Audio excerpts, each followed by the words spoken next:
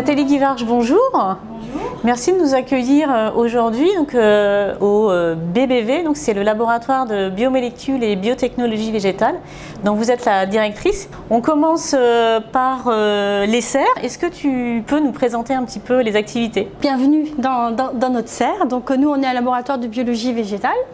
On travaille sur des plantes médicinales ou appelées médicinales qui ont la particularité de produire des molécules qui vont être utilisées comme principe actif dans les médicaments. Vous avez la pervenche de Madagascar qui est la plante sur laquelle le laboratoire travaille depuis plus de 25 ans. L'idée, c'était de découvrir chez cette plante comment elle fabrique des molécules qui sont encore aujourd'hui utilisées comme des anticancéreux extrêmement puissants et extrêmement demandés. Alors Nathalie, là on est dans une autre serre avec des vignes. Qu'est-ce qu'on y fait alors dans cette serre?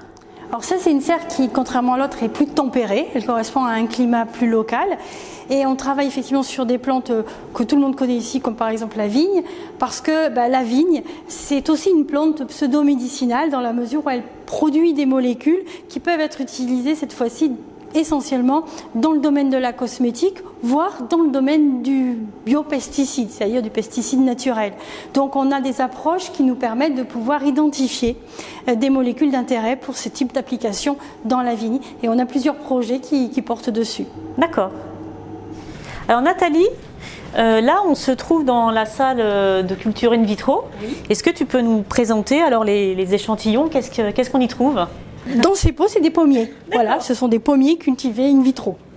Et la culture in vitro au niveau des cellules végétales ici, notre but au laboratoire, c'est de fabriquer des suspensions cellulaires. Ici, vous avez une dizaine d'espèces différentes, avec l'idée que ces suspensions cellulaires puissent produire les molécules d'intérêt et donc permettre ainsi d'avoir une source différente de production de ces molécules d'intérêt.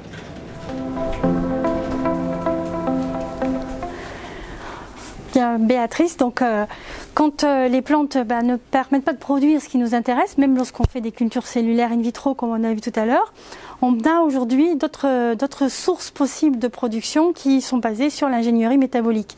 Alors c'est la suite du travail qui est engagé en fait dans les étapes précoces avec les cultures de cellules et la culture de plantes. Dans cette partie-là, notre objectif principal est d'identifier les gènes qui sont responsables de la synthèse des molécules, puis de les transférer dans des micro-organismes. Nous avons choisi, nous, les levures parce que c'est facilement cultivable, et on confère par ce biais-là la capacité aux levures d'aller produire les molécules qui nous intéressent.